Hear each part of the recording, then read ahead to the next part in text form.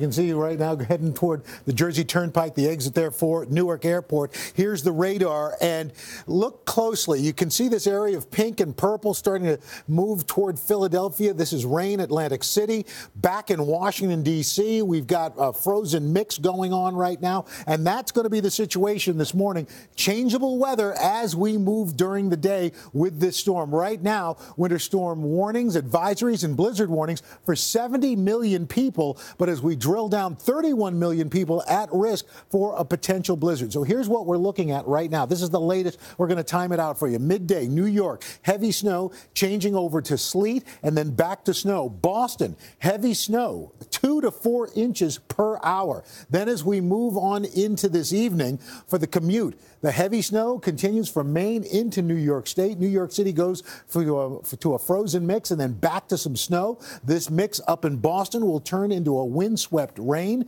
and it'll continue to push to the north Wednesday morning. It gets out of the Boston area, New York. The wind dies down, but we've got a frigid morning, so whatever's on the ground is going to stay there. Here's what we're calling for right now as far as our accumulations.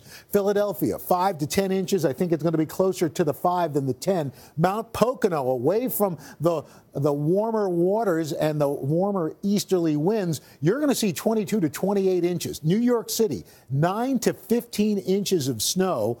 Albany, New York, 16 to 22 inches. Interior sections of New England, the same. Boston, about 8 to 12. Portland, 10 to 16 inches. And with all this wind and all this heavy snow, we've got the threat for wide scattered power outages from eastern Pennsylvania, and especially as you get up into northern New England. So, guys, again, the difference between this storm track, as it gets a little closer to the coast, that brings in warmer, moisture air, and so that's why we're going to start to see some mixing. So it's going to go back and forth for the next several hours. Not going to be a nice day no matter what.